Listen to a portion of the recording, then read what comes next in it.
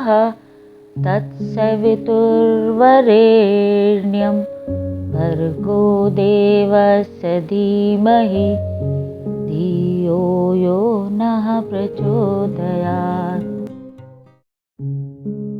आज मैं आप सबके समक्ष परम पूज्य गुरुदेव पंडित श्री राम शर्मा आचार्य जी तथा परम वंदनीय माता जी भगवती देवी शर्मा जी के चरणों में ध्यान लगाते हुए परम पूज्य गुरुदेव के द्वारा लिखित क्रांति धर्मी साहित्य की 7वीं पुस्तिका जीवन साधना के स्वर्णिम सूत्र का वर्णन करने जा रही हूँ।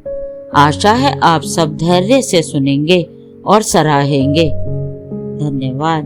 परम पूज्य गुरुदेव लिखते हैं, मनुष्य को न तो अभागा बनाया गया है और न अपूर्ण। उसमें वे सभी क्षमताएं बीज रूप में विद्यमान हैं जिनके आधार पर अभीष्ट भौतिक एवं आध्यात्मिक सफलताएं प्रचुर मात्रा में प्राप्त की जा सकती हैं। आवश्यकता उनके समझने और उनके उपयोग करने की है। आगे परम पूज्य गुरुदेव हेडिंग लिखते हैं, सुधरें संभलें तो काम चले। प्रकृति अलमस्त बच्चे की तरह निरंतर अपने खेल खिलवाड़ में लगी रहती है। पंच तत्व के रेत बालू को बटोरना, संजोना, बढ़ाना, घटाना, बिगाड़ना, बस यही उसके क्रियाकलाप का केंद्र बिंदु है। बाजीगर का तमाशा देखने में अपनी सुध-बुध खो बैठने वाले मनचले दर्शकों की तरह लोग उस कौतूहल को देखने के लिए एकत्रित हो जाते हैं। हाथ की सफाई का कमाल उन्हें ऐसा सुहाता है कि कहाँ जाना था, क्या करना था, जैसे तथ्यों को भूल बैठते और बेतुकी कल्पनाओं में उड़ने तैरने लगते हैं। इन प्रपंच कौतुकों में मन भी सहायता देता है, रोने हंसने तक लगता है।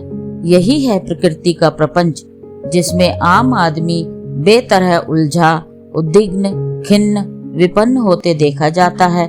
कभी कभी तो इसे सिनेमा के पर्दे से प्रभावित होकर चित्र विचित्र अनुभूतियों में तन्मय होते तक देखा जाता है। यद्यपि यह पूरा कमाल कैमरों का, प्रोजेक्टर का, एक्टर डायरेक्टर का रचा हुआ जाल जंजाल भर होता है, पर दर्शक तो दर्शक जो ठहरे, उन्हें पर्दे में रेंगती छाया भी वास्तविक दिखती है और इतने भर से आंसू बहाते, मुस्कुराते, आक्रोश व्यक्त करते और आवेश में आते तक देखे गए हैं। ऐसे विचित्र हैं यह कौतूहल, जिसने समझदार कहे जाने वाले मनुष्यों को भी अपने साथ बेतरह जकड़ पकड़ रखा है। इस दिवा स्वप्न की प्रवंचना का पता तब चलता है जब आंख खुलती है, नशे की खुमारी उतरती है और भगवान के दरबार में पहुंचकर सौंपे गए कार्य के संबंध में पूछताछ की जाती है। इससे पूर्व यह पता ही नहीं चलता कि कितना गहरा भटकाव सिर पर हावी रहा और वह करता रहा जिसे करने के लिए उन्माद ग्रस्तों के अतिरिक्त और कोई कदाचित ही तैयार हो सकता है। उलझने का नहीं, सुलझने का प्रयास करें। यही वह भूल भुलैया का भटकाव है जिसे तत्वदर्शी प्रायः माया जाल कहते और उससे बच निकलने की चेतावनी देते रहते हैं। पर उस दुर्भाग्य को क्या कहा जाए जो मूर्खता छोड़ने और बुद्धिमत्ता अपनाने की समझ को उगने उठने ही नहीं देता। सुर दुर्लभ मनुष्य जीवन की दुख भरी बर्बादी की यह पृष्ठभूमि है। आश्चर्य यह है कि शिक्षित, अशिक्षित, समझदार, बेअकल सभी अंधी भेड़ों की तरह एक के पीछे एक चलते हुए गहरे गर्त में गिरते और दुर्घटनाग्रस्त स्थिति में कराहते कलपते अपना दम तोड़ते हैं। अब आइए जरा समझदारी अपनाएं और समझदारों की तरह सोचना आरंभ करें। मनुष्य जीवन सृष्टि की बहुमूल्य धरोहर है जो स्वयं को सुसंस्कृत और दूसरों को समुन्नत करने के 2 प्रयोजनों के लिए सौंपा गया है। इसके लिए अपनी योजना अलग बनानी और अपनी दुनिया अलग बसानी पड़ेगी। मकड़ी अपने लिए अपना जाल स्वयं बुनती है, उसे कभी कभी बंधन समझती है तो रोती कलपती भी है, किंतु जब भी वस्तु स्थिति की अनुभूति होती है तो समूचा मकर जाल समेटकर उसे गोली बना लेती और पेट में निगल लेती है। अनुभव करती है कि सारे बंधन कट गए और जिस स्थिति में अनेकों व्यथा वेदनाएं सहनी पड़ रही थी उसकी सदा सर्वदा के लिए समाप्ति हो गई। ठीक इसी से मिलता जुलता दूसरा तथ्य यह है कि हर मनुष्य अपने लिए अपने स्तर की दुनिया अपने हाथों आप रचता है। उसी घोंसले में वह अपनी जिंदगी बिताता है, उसमें किसी दूसरे का हस्तक्षेप नहीं है। दुनिया की अड़चनें और सुविधाएं तो धूप छांव की तरह आती जाती रहती हैं। उनकी उपेक्षा करते हुए कोई भी राहगीर अपने अभीष्ट पथ पर निरंतर चलता रह सकता है। किसी के भी बस में इतनी हिम्मत नहीं जो बढ़ने वालों के पैर में बेड़ी डाल सके। भले या बुरे स्तर के आश्चर्यजनक काम कर गुजरने वालों में से प्रत्येक की कथा गाथा इसी प्रकार की है, जिसमें प्रतिकूल परिस्थितियों का जीना पर्दा उनने हटाया और वही कर गुजरे जो उन्हें अभीष्ट था। मनुष्य बना ही उस धातु का है जिसकी संकल्प भरी साहसिकता के आगे कभी भी कोई अवरोध टिक नहीं सका है और न कभी टिक ही सकेगा। इस युक्ति में परिपूर्ण सार्थकता है कि मनुष्य अपने भाग्य का निर्माता आप है। वही अपने हाथों गिरने के लिए खाई खोदता है और चाहे तो उठने के लिए समस्त सीढ़ियां वाली मीनार भी चुन सकता है। अपने को दीनहीन, दयनीय, दरिद्र, अनपढ़, अभागा, बाधित समझने वालों को वस्तुतः यही अनुभव होता है कि वे दुरूह परिस्थितियों से जकड़े हुए हैं, किंतु जिनकी मान्यता यह है कि उनमें उठने और महानता की मंजिल तक पहुंचने की शक्ति है, वे प्रतिकूलताओं को अनुकूलता में बदल सकने में भी समर्थ होते हैं।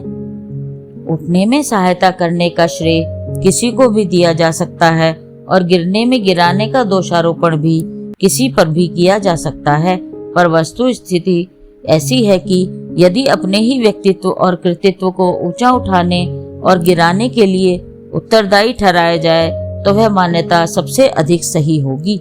गई गुजरी स्थिति में रहने वालों की स्थिति पर आंसू बहाए जा सकें तो अनुचित नहीं।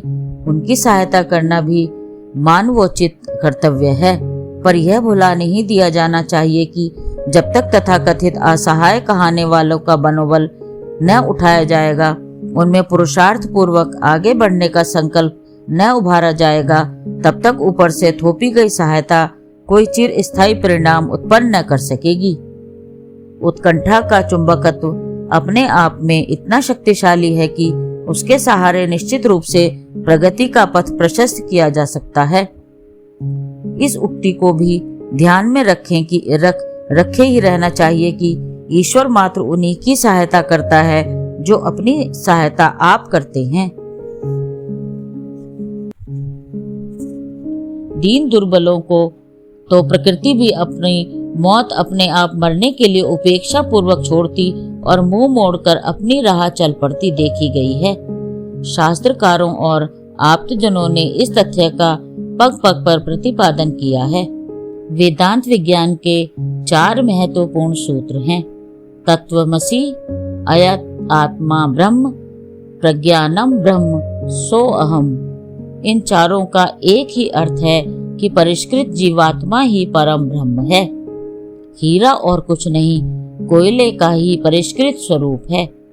भाप से उड़ाया हुआ पानी ही वह स्रवित जल डिस्टिल वाटर है जिसकी शुद्धता पर विश्वास करते हुए उसे इंजेक्शन जैसे जोखिम भरे कार्य में प्रयुक्त किया जाता है। मनुष्य और कुछ नहीं, मात्र भटका हुआ देवता है।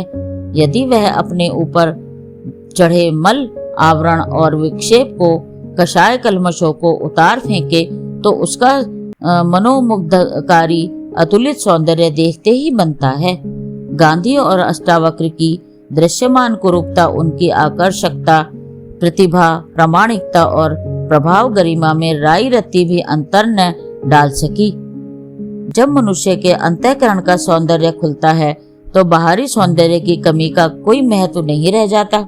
गीतकार ने इस तथ्य की अनेक स्थानों पर पुष्टि की है। वे कहते हैं, मनुष्य स्वयं ही अपना शत्रु है और स्वयं अपना मित्र है। मन ही बंधन और मोक्ष का एकमात्र कारण है। अपने आप को ऊंचा उठाओ, उसे गिराओ मत। इन अभिवचनों में अलंकार जैसा कुछ नहीं है। प्रतिपादन में आदि से अंत तक सत्य ही सत्य भरा पड़ा है। एक आप्त पुरुष का कथन है, मनुष्य की एक मुट्ठी में स्वर्ग और दूसरी मुट्ठी में नरक है। वह अपने लिए इन दोनों में से किसी को भी खोल सकने में पूर्णतया स्वतंत्र है। उसे जड़ में नहीं, चेतन में खोजें। समझा जाता है कि विधाता ही मात्र निर्माता है। ईश्वर की इच्छा के बिना पत्ता नहीं हिलता। दोनों प्रतिपादनों से भ्रमग्रस्त न होना हो तो उसके साथ ही इतना और जोड़ना चाहिए कि उस विधाता या ईश्वर से मिलने निवेदन करने का सबसे निकटवर्ती स्थान अपना अंतःकरण ही है। यूं ईश्वर सर्वव्यापी है और उसे कहीं भी अवस्थित माना देखा जा सकता है, पर यदि दूरवर्ती भाग दौड़ करने से बचना हो तो अपनी ही अंतःकरण टटोलना चाहिए। उसी पर्दे के पीछे बैठे परमात्मा को जी भरकर देखने की, हृदय खोलकर मिलने लिपटने की अभिलाषा सहज ही पूरी कर लेनी चाहिए। भावुकता भड़काने या काल्पनिक उड़ने से बात कुछ बनती नहीं। ईश्वर जड़ नहीं, चेतन है। इसे प्रतिमाओं तक सीमित नहीं किया जा सकता। चेतना वस्तुतः चेतना के साथ ही दूध पानी की तरह घुल मिल सकती है। मानवीय अंतःकरण ही ईश्वर का सबसे निकटवर्ती और सुनिश्चित स्थान हो सकता है। ईश्वर दर्शन, साक्षात्कार, प्रभु सानिध्य जैसी उच्च स्थिति का रसास्वादन जिन्हें वस्तुतः करना हो, उन्हें बाहरी दुनिया की ओर से आंखें बंद करके अपने ही अंतराल में प्रवेश करना चाहिए और देखना चाहिए कि जिसको पाने देखने के लिए अत्यंत कष्ट साध्य और श्रम साध्य प्रयत्न किए जा रहे थे, वह तो अत्यंत ही निकटवर्ती स्थान पर विराजमान विद्यमान है।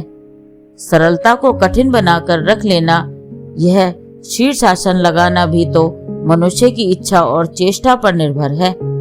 अंतराल में रहने वाला परमेश्वर ही वस्तुतः उस क्षमता से संपन्न है जिससे अभीष्ट वरदान पाना और निहाल बन सकना संभव हो सकता है। बाहर के लोग या देवता या तो अंतः स्थिति चेतना का स्मरण दिला सकते हैं अथवा किसी प्रकार मन को बहलाने के माध्यम बन सकते हैं।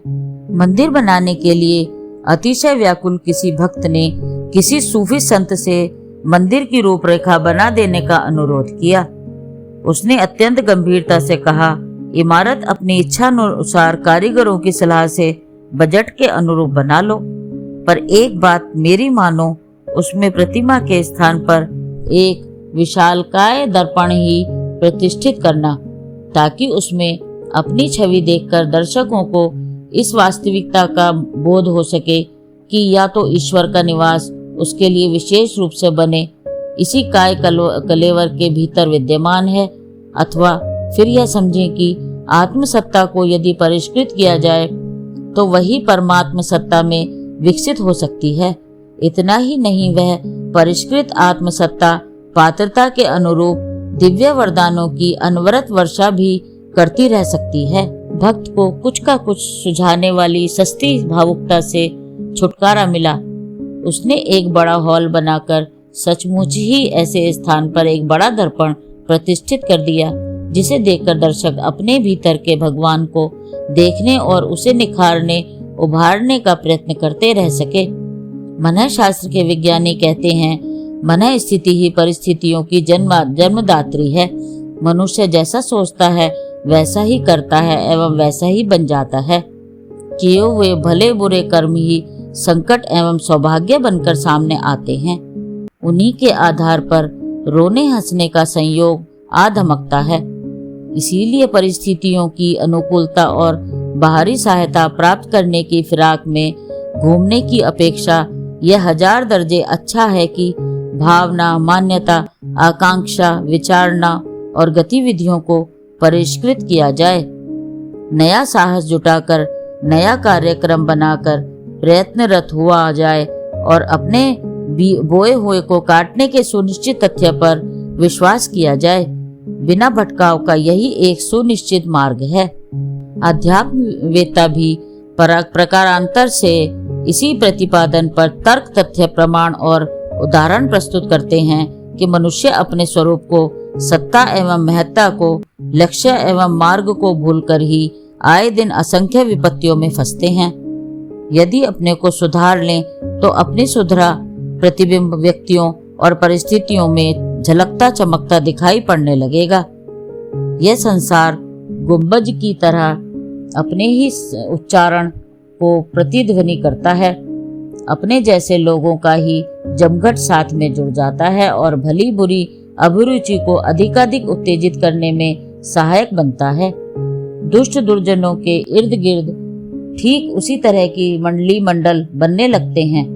साथ ही यह भी उतना ही सुनिश्चित है कि शालीनता संपन्नों को, सज्जनों को उच्च स्तरीय प्रतिभाओं के साथ जुड़ने और महत्वपूर्ण सहयोग प्राप्त कर सकने का समुचित लाभ मिलता है। निकृष्टता से उबरें, महानता अपनाएं। बादल बरसते सभी जगह समान रूप से हैं, पर उनका पानी उतनी ही मात्रा में वहां जमा होता है जहां जितनी गहराई या पात्रता होती है। वर्षा के अनुग्रह से व्यापक भूक्षेत्र में हरियाली उगती और लहराती है, पर रेगिस्तानों और चट्टानों में एक तिनका तक जमता दृष्टिगोचर नहीं होता है। उसमें बादल का पक्षपात नहीं, भूमि की अनुवर्ता ही प्रमुख रूप से उत्तरदायी है। धुलाई के बिना रंगाई निखरती कहाँ है? गलाई के बिना ढलाई किसने कर दिखाई है? मलमूत्र से सने बच्चे को माता तभी गोद में उठाती है जब उसे नहला धुलाकर साफ सुथरा बना देती है। मैला गंदला पानी पीने के काम नहीं आता है। मैले दर्पण में छवि कहाँ दिख पड़ती है? जलते अंगारे पर यदि राख की परत जम जाए तो न उसकी गर्मी का आभास होता है न चमक का। बादलों से ढक जाने पर सूर्य चंद्र तक अपना प्रकाश धरती तक नहीं पहुंचा पाते। कुहासा छा जाने पर दिन में भी लगभग रात जैसा अंधेरा छा जाता है और कुछ दूरी की वस्तुएं तक सूझ नहीं पड़ती। इन्हीं सब उदाहरणों को देखते हुए अनुमान लगाया जा सकता है कि मनुष्य यदि लोभ की हथकड़ियों, मोह की बेड़ियों और अहंकार की जंजीरों में जकड़ा हुआ रहे तो उसकी समस्त क्षमताएं नकारा बनकर रह जाएंगी। बंधुआ मजदूर रस्सी में बंधे पशुओं की तरह बाधित और विवश बने रहते हैं। वे अपना मौलिक पराक्रम गंवा बैठते हैं और उसी प्रकार चलने करने के लिए विवश होते हैं जैसा कि बांधने वाला उन्हें चलने के लिए दबाता धमकाता है। कठपुतलियां अपनी मर्जी से न उठ सकती हैं न चल सकती हैं, मात्र मदारी ही उन्हें नचाता कुदाता है। कुसंस्कारों और कुप्रचलनों का दोहरा दबाव ही मनुष्य के मौलिक चिंतन का सही मार्ग अपनाने में भारी अवरोध बनकर खड़ा हो जाता है और उत्कृष्टता की दिशा में सहज संभव हो सकने वाली प्रगति बुरी तरह अवरुद्ध होकर रह जाती है। अंतरात्मा ऊंचा उठने के लिए कहती है और सिर पर छाया हुआ दुष्प्रवृत्तियों का आकाश जितना विस्तृत नरक नीचे गिरने के लिए बाधित करता है। फलतः मनुष्य त्रिशंकु की तरह अधर में ही लटका रह जाता है। यह असमंजस बना ही रहता है कि उसका क्या होगा, भविष्य में न जाने कैसा बनकर रहेगा। इस विषय विडंबना से छूटने का एक ही उपाय है कि दोष दुर्गुणों की जो भारी चट्टानें सिर पर लदी हैं उन्हें किसी भी कीमत पर हटाया गिराया जाए, अन्यथा उतनी बोझिल विपन्नता को सिर पर लादे हुए कुछ दूर तक भी आगे चल सकना संभव न होगा। वासनाएं आदमी को नींबू की तरह निचोड़ लेती हैं। जीवन में से स्वास्थ्य, संतुलन, आयुष्य जैसा सब कुछ निचोड़कर उसे छिलके जैसा निस्तेज बनाकर रख देती हैं। तृष्णाओं की खाई इतनी गहरी है जिसे रावण, हिरण्यकश्यप, वृत्तासुर जैसे प्रबल पराक्रमी भी समूचा पौरुष दांव पर लगा देने के बाद भी पाट सकने में तनिक भी समर्थ न हुए। सिकंदर जैसे सफलताओं के धनी भी मुट्ठी बांधे आए और हाथ पसारे चले गए। अहंकार प्रदर्शित करने के दर्प में संसार भर को चुनौती देने और ताल ठोकने वाले किसी समय के दुर्दांत दैत्यों में से अब कोई कहीं दीख नहीं पड़ता।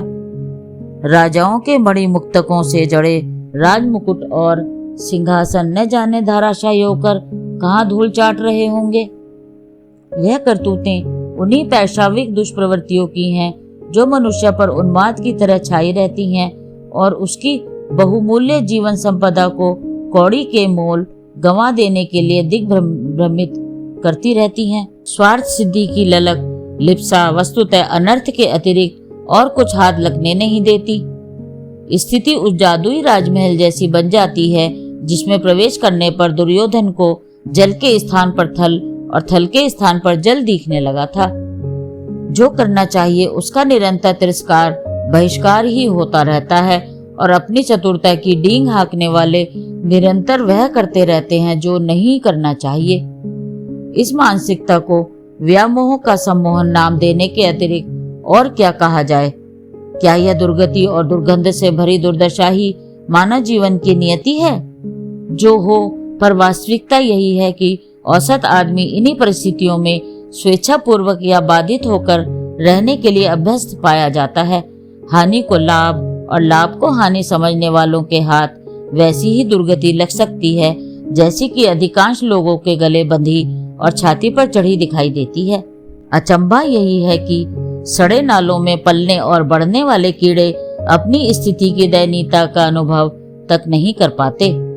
उससे किसी प्रकार छुटकारा पाकर इतनी भी नहीं सोच जुटा नहीं पाते कि यदि कीड़े की ही स्थिति में रहना था तो फूलों पर उड़ने वाली तितलियों की तरह आकर्षक होने के सुयोग को चाहने और पाने के लिए तो मानस बनाया जाए।